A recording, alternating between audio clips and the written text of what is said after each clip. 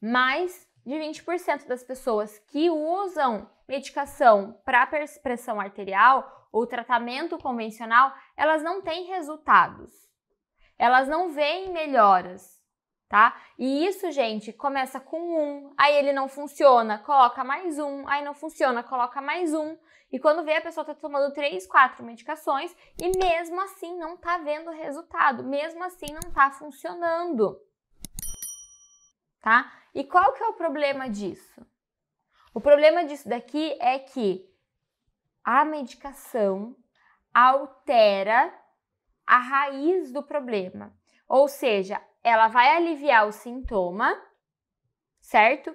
Só que o pedágio, lembra que a gente falou do pedágio? O pedágio da medicação é alterar a raiz, ou seja, piorar a condição da raiz do problema. Eu vou explicar isso um pouquinho mais para frente, mas é isso que a gente precisa começar a entender.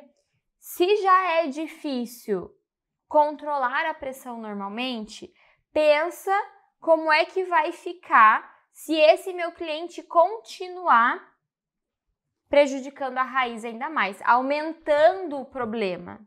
É um castelinho de areia, vai começando pequeno. O castelinho de areia, não, vou contar uma história pra vocês. A gente tá na praia, né?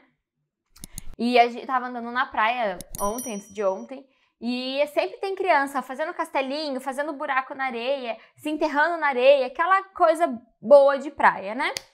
E passo eu por um cantinho assim da praia e vejo um negocinho preto mexendo assim de um lado pro outro. Quando eu vejo, gente, uma criança que com certeza teve a ajuda dos pais ou de outras crianças, né? Fez um buraco tão grande que ela estava sentada dentro do buraco e aparecia só o topinho da cabeça dela lá. E não era uma criança tão pequena, devia ter uns 10 anos de idade. E eu fiquei pensando e refletindo sobre isso. Como muitas vezes a gente começa pequeno. Como muitas vezes a doença, ela começa a se estabelecer, como muitas vezes não. Mas na maioria das vezes, a doença ela começa a se estabelecer no organismo de uma forma tão sutil, tão pequena, é igual cavar um buraco na areia. Você cava o primeiro buraco, não percebe, não faz diferença, vem água do mar, devolve um pouquinho de areia que você tirou, não é verdade? E você continua cavando, daqui a pouco você faz um buraco que você entra dentro do buraco. E a doença é a mesma coisa.